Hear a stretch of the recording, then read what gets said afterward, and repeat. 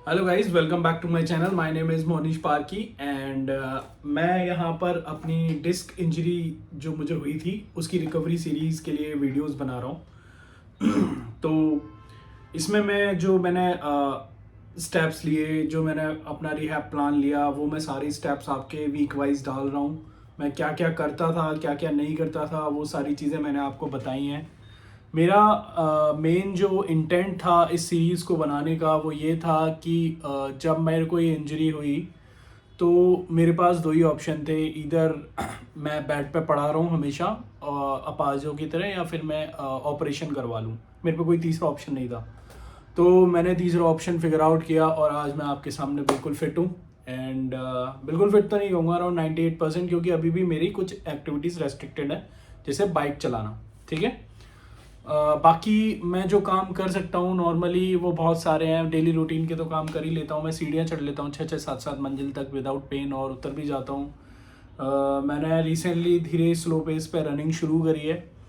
And 5 minute 10 minute में running करता हूँ स्लो पेस पे, ताकि मेरी बैक पर ज़्यादा प्रेशर ना पड़े। और बाकी सारी चीज़ें जैसे उठना बैठना चढ़ना और मस्ती करना, घूमना फिरना, मार्केटिंग जाना, मुझे कोई पेन नहीं होता एज इन केस। ठीक है। तो लोगों को अवेयर कर रहा हूँ मैं इस सीरीज से कि there is a process to fix this injury. ठीक है।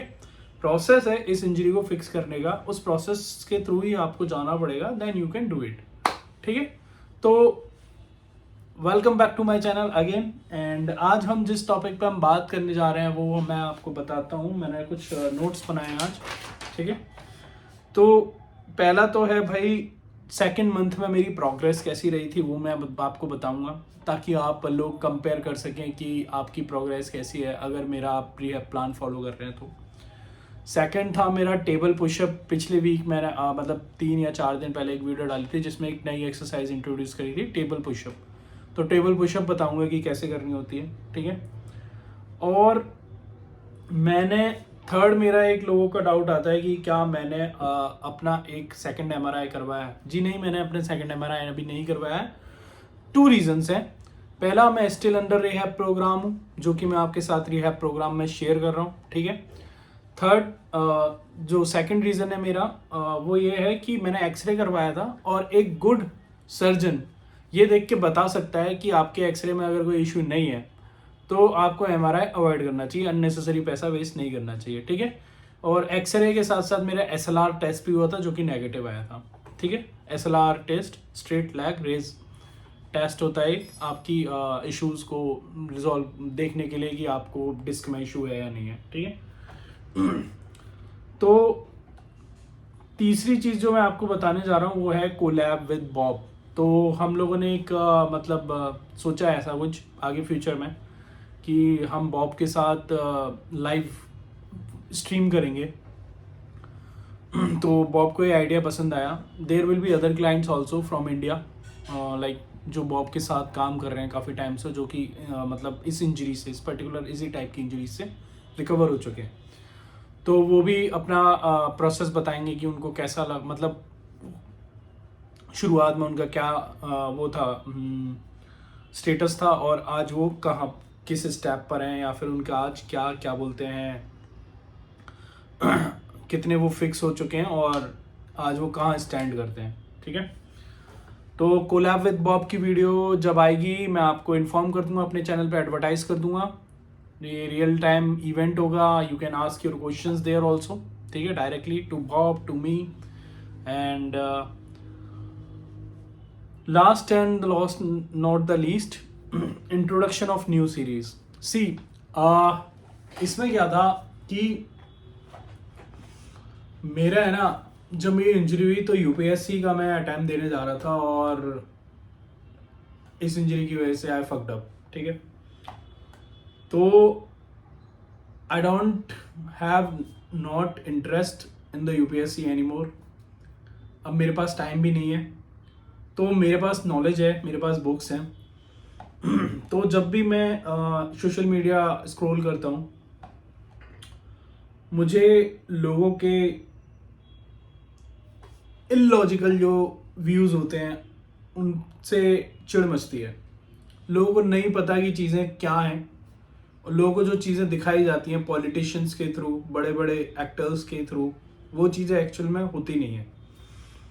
और फिर लोग क्या करते हैं, बेवकूफ़ी करते हैं और अपना ही नुकसान करवाते हैं। तो I don't want to fall for those views जो सोसाइटी में एग्जिस्ट करते हैं। If you are listening this series, you might get to understand, आपको ये समझ में आएगा कि जो आज हमारे देश में समस्याएं हैं, जो चीज़ें एग्जिस्ट करती हैं, वो क्यों हैं। तो अगर आपको इंटरेस्ट हो, अगर आपको नॉलेज बढ़ानी हो अपनी, तो आप ये सीरीज़ भी वीडियोस देखना शुरू कर सकते हैं। ठीक है, आपको मज़ा आएगा, इस बात की गारंटी मैं लेता हूँ। बहुत अच्छी अच्छी चीज़ें मालूम पड़ेंगी। ठीक है, तो चलिए शुरू करते हैं फटाफट से। तो मेरी जो सेकंड मंथ की प्रोग्रेस थी, इस पॉइंट को उठाते हैं आज। फर्स्ट मंथ की प्रोग्रेस कैसी हुई थी मैंने आपको बता दी थी। सेकंड मंथ की प्रोग्रेस में क्या हुआ था, मेरे को टिंगलिंग में जो बिजली सी दौड़ती थी पैर के अंदर पूरी तलवे तक, वो कम हो गई थी। ठीक है, वो कम होना शुरू हुई थी। ठीक, टिंगलिंग कम हुई थी, intensity, but it is still there. जो मेरा पेन था उसकी इंटेंसिटी भी डिक्रीज हुई थी। ठीक है, इसके बाद जो था मेरी स्ट्रेंथ में, मसल जो मेरी काफ की मसल थी और जो मेरे पैर की मसल थी, उसकी स्ट्रेंथ मैं लूज कर गया था। बट सेकंड मंथ में वो मसल मेरी वापस आना शुरू हो गई थी। तो सेकंड मंथ में मैंने क्या बोलते हैं, अपनी स्ट्रेंथ पर भी काम किया था और मेरे को ये दिखा था कि मेरी स्ट्रेंथ वापस आ रही है। ठीक है, बट पेन अभी भी बहुत बढ़िया लेवल पर था। मैं एक्सरसाइज करता था तो पेन में ही करता था, एक डाउट के साथ कि क्या मैं ठीक होऊंगा या नहीं होऊंगा। ठीक है, बट मैं रुका नहीं, मैं करता चला गया। मैंने प्रोसेस को ट्रस्ट किया और मैं आज आपके सामने ठीक हूँ। ठीक है, इसके अलावा मेरा दिनचर्या कैसा रहता था, सेकंड महीने में भी मैंने मोस्टली बेड रेस्ट ही किया। मेरा शेड्यूल होता था सुबह एक गुड डाइट लेना, डाइट के बाद एक्सरसाइज करना, डाइट के बाद जब मैं एक्सरसाइज करता था फिर उसके बाद वापस से मैं बेड पे जाता था, ताकि एक्सरसाइज करने के बाद मेरी बॉडी को रिलैक्स मिले। एक्सरसाइज करने के तुरंत बाद में एक स्कूप प्रोटीन पीता था ताकि मेरी बॉडी को प्रोटीन मिल जाए।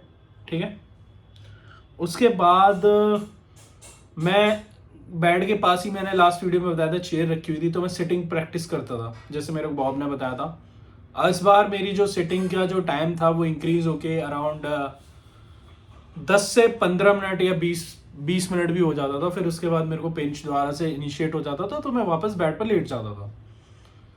इसके साथ साथ मैंने मूवमेंट शुरू किया था, वही घर के अंदर जाना, टहलना, एक कमरे से दूसरे कमरे में जाना। पेन था मेरे को, एग्जिस्ट करता था। ठीक है, बट मैं पेन में भी चलता था। मैं हमेशा बेल्ट यूज़ करता था सेकंड महीने में भी, ताकि मेरी कमर को या फिर मेरी रीढ़ की हड्डी को कोई एक्स्ट्रा जर्क ना मिले। ठीक है, मैंने 2 महीने या 3 महीने तक कोई बाइक को हाथ नहीं लगाया था, कोई एक्टिवा को हाथ नहीं लगाया था। मैं गाड़ी से जाता था, वो भी पीछे वाली सीट पर लेट के।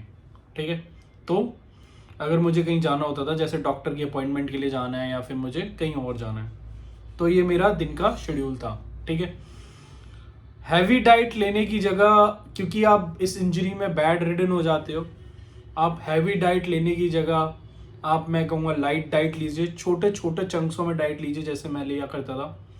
मैंने थोड़ा खाना खाया, फिर 2-3 घंटे बाद फिर मैंने कुछ खाया, फिर 2 घंटे बाद मैंने फिर कुछ खाया, फिर मैंने कुछ खाया, ऐसे करके।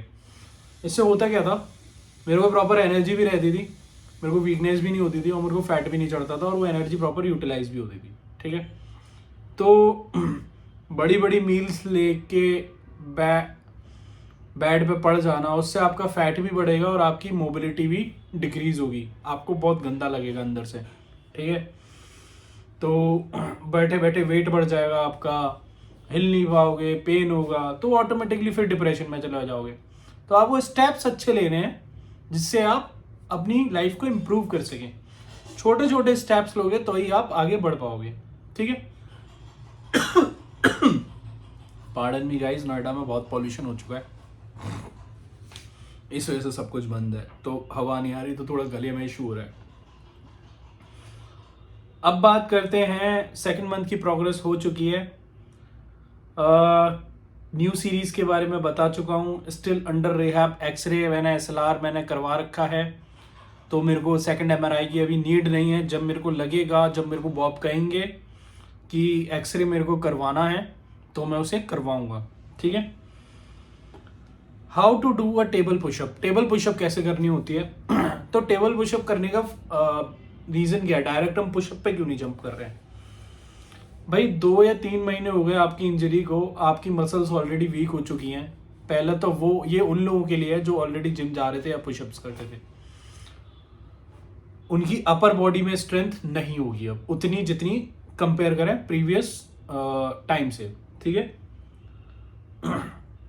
एक ऐसे लोग भी होंगे जिन्होंने कभी पुशअप की नहीं होगी, तो उनको भी स्ट्रेंथ चाहिए होगी। तो टेबल पुशअप एक बेस्ट तरीका है जिसमें आपकी बॉडी पे कम लोड पड़ के आपकी अपर बॉडी पर स्ट्रेंथ गेन की जा सकती है इनिशियली, ठीक है। तो टेबल पुशअप करने के लिए क्या होता है, कब सपोज करो ये एक टेबल है, ठीक है, मैं इस चेयर को कर देता हूं पीछे, ये चेयर यहां से नहीं निकलेगी। तो सपोज करो ये टेबल है मेरी, मैंने टेबल ऐसे पकड़ी, दिस इज माय टेबल, मैं किनोर पकड़ूंगा, यहाँ स्पेस नहीं है, आप अपने यहाँ एडजस्ट कर लीजिएगा, ठीक है। अपने हाथ को वाइड रखेंगे, टेबल वाली पुशअप वाली पोजीशन में आएंगे, देन डू द पुशअप। ये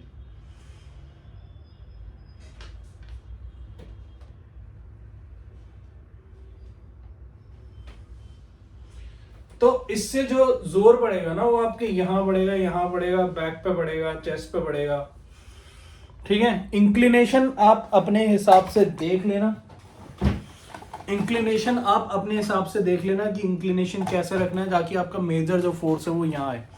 मेरे इस रूम में स्पेस नहीं है, तो मैंने आपको बस तरीका बताया कि टेबल पुशअप कैसे करते हैं, ठीक है। आई होप आपको ये वीडियो अच्छी लगी हो, और अच्छी लगी हो तो एक लाइक कर देना और कमेंट भी कर देना, और थैंक यू गाइस।